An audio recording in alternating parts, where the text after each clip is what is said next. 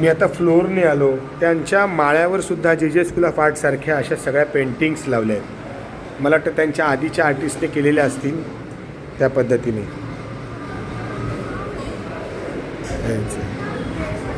हा second floor आहे. आपण तिसऱ्या फ्लोअरवर होतो, हा सेकंड फ्लोअर आहे.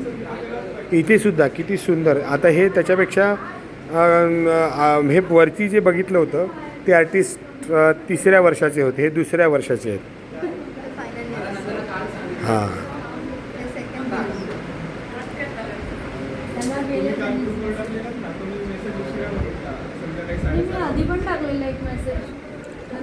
नमस्कार मॅडम.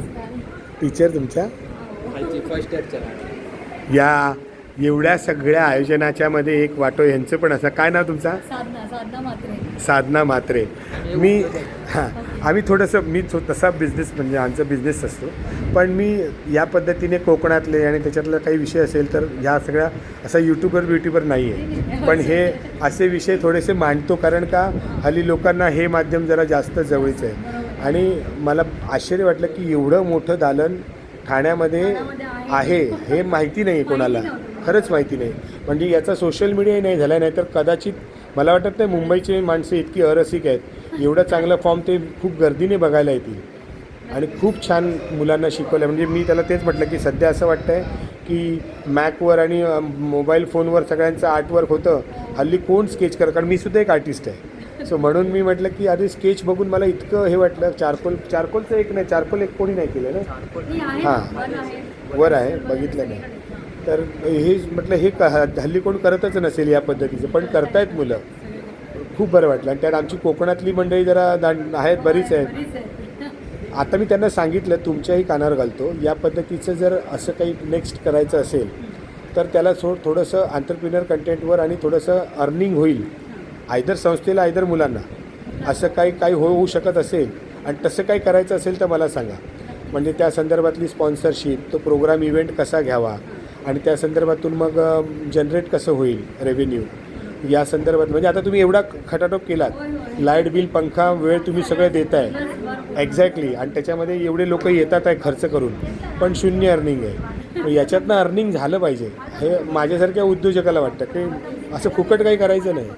पण छान आहे तुमचा प्रयत्न, खूप चांगला आहे. मुळात हे करतायत हेच आधी लोकांना माहिती नाही आहे असं काही. इतकं सुंदर काम. आपण पण टीचर? अच्छा, स्टूडेंट है आप? अच्छा, कैसा आपने आपका कौन से फर्स्ट फ्लोर पे नीचे वाले में, मतलब आप फर्स्ट ईयर है? ओके ओके, बहुत अच्छा. आता सर आहे.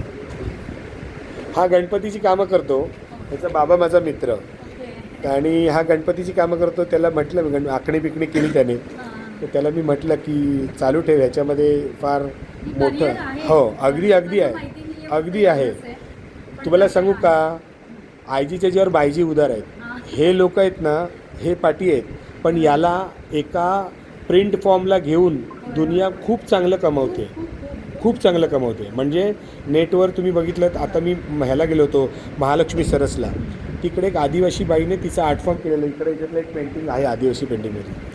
ती बिचारी गरीब बाई होती, खूप तिने पेंटिंग करून ठेवलेली आहे. आणि मग म्हणाली की असं तिथे तुमच्यासारखं एका इन्स्टिट्यूटमधली पोरगी होती जी ॲक्च्युली कॉमर्सची, पण तिने आर्ट फॉर्ममध्ये जॉईन केलं, जेला तिने ॲडमिशन घेतलं.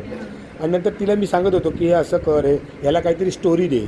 म्हणजे तिने एक पेंटिंग केलं होतं ज्याच्यामध्ये भरलेलं झाड होतं, आणि ते आर्ट फॉर्म आदिवासींचं तुम्हाला माहिती आहे, कलरफुल असतं एकदम, असं अंगावर येतं पूर्ण पेंटिंग. हां, मधुबनी असं टाईप नाही, पण ते एक वेगळं. तिकडे एक त्याच्यामधला हत्ती आहे वाटतं, मी तुम्हाला बघितलं नाही, तर त्या फॉर्ममधलं ते होतं. त्याच्यानंतर तिने त्यांची हरणं बिरणं असतात. तर मी तिला म्हटलं की, आणि ते खूप मोठं पेंटिंग होतं, जवळजवळ हा अर्धा एवढा फॉर्म. मी तिला म्हटलं की इथे जर तू तुझ्या फॉर्ममध्ये कृष्ण काढलास आणि हे फॉर्म जो बघायला येईल त्याला हे सांगितलंस ना की असं भरलेलं झाड घरातल्या हॉलमध्ये लागलं की तुमचं घर प्रॉस्पेरिटीने भरून राहणार. आणि हे मी एकाला दिलं होतं, त्याने मला ह्याचा असा रिस्पॉन्स सांगितला, हे तुझं लगेच जाईल. आता हा वेळ तिला कळाला की त्या पिक्चरला एखादी स्टोरी द्यावी, त्या स्टोरीला. त्याच्यानंतर तिचं एक असा सायलेंट बुद्धा होता, तिने असंच काढलेलं, छोटंसं पेंटिंग होतं, पण असा घडी, पायाची घडी मारून असं सायलेंट बुद्धा होता. मी म्हटलं हे पेंटिंग आहे ना, तुझ्याकडे बघणार येणाऱ्या लोकांची शाळेतली मुलं असतील ना, त्यांच्या स्टडी टेबलला लावायला सांग, आणि त्यांना सांग की हे लावल्यानंतर ना मुलाचा अभ्यास चांगला होतो. आणि तिला ते लक्षात आल्यानंतर तिने म्हणाले की पण हे मी सगळं कसं करणार हां मग त्यावेळी ती तिथे जी एक दुसरी जी जे स्कूल ऑफ आर्टची मुलगी तिने हे ऐकलं मग तिला म्हटलं की ही बघ ही पण जे मग ती बोलणं झालेलं आमचं म्हटलं हिच्याशी कनेक्ट हो ही इंटरनेट बघेल तू तुझं आर्टवर्क बघ आणि तिथे त्यांनी कनेक्शन केलं आणि तिला म्हटलं की यांचे सगळे फोटो कर त्याला सब्जेक्ट दे म्हटलं त्याला विचारायचं की हे तू कितीला विकायला लावलं हे मला दाखवायचं आणि त्या प्रॉफिटमधून 60% तू घे आणि 40% त्याला दे इतकं इझी आणि त्याच्यानंतर तिने म्हटलं की हां हे बरं आहे सो असं काहीतरी म्हणजे आम्ही बनिये लोक त्याच्यातनं इन्कम झालं पाहिजे हे आम्हाला नेहमी वाटतं आणि बाहेरची लोकं कमवतात आहे की म्हणजे आणि मुळात हातात पैसे जर आले ना हेतू काय असतो की मुलं वर्षभर काम करतात एक्झॅक्टली तो डिस्प्ले व्हावा ओके म्हणजे नुसतं पोर्टफोलिओ बंद करून ठेवण्यापेक्षा डिस्प्ले करावा समजा मत असतं एक्झॅक्टली पण खूप जर रिस्पॉन्स आला तर ओके नाही पण आता नेक्स्ट टाईम काय असेल किंवा जरी नसलं तरी मी तुम्हाला सांगेन हां दिवाळीच्या टायमिंगला एखादं असं सिलेक्टिव्ह पिक्चर्सचं एक एक्झिबिशन्स कराच आणि नॉमिनल प्राईस ठेवा ज्याच्यामध्ये हल्ली जे रूम्स घेत आहेत लोक ठाण्यामधली कन्स्ट्रक्ट तर त्यांना असं काहीतरी फॉर्म आणि सब्जेक्टिव्ह करा माझा नंबर याच्याकडनं घ्या मी तुम्हाला ते देईल आणि अगदी बिंदास तुम्ही मला कधी सांगा ह्यांच्यासाठी मी कधी तुम्ही सांगाल तसं आपण बरीच मदत करू शकतो कारण आपल्या कनेक्शनमध्ये तशी लोकं आहेत म्हणजे त्या पद्धतीने इव्हेंट कसा करावा या संदर्भातले लोक त्या तो फॉर्म असेल तर नक्कीच करता येईल थँक्यू धन्यवाद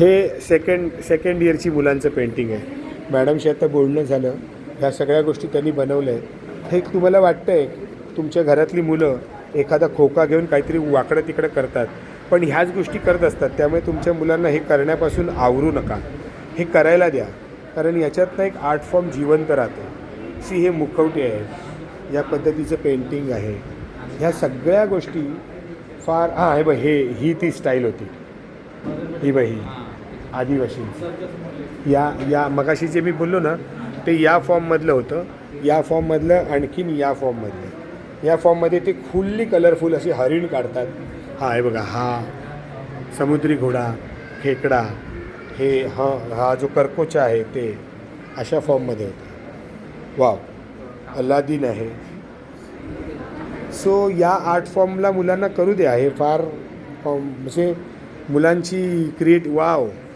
हे उगाचच धागे लटकवलेले नाही आहेत हा कोळी आहे आणि त्याने विणलेलं जाळं आहे हे तुम्हाला इथे असं दिसतं आहे पण एखाद्या 4 BHKच्या हॉलमध्ये याच्यावर एक स्पॉटलाईट दिली ना तर हा एक अल्टिमेट आर्ट फॉर्म होईल ह्या ज्या सगळ्या गोष्टी आहेत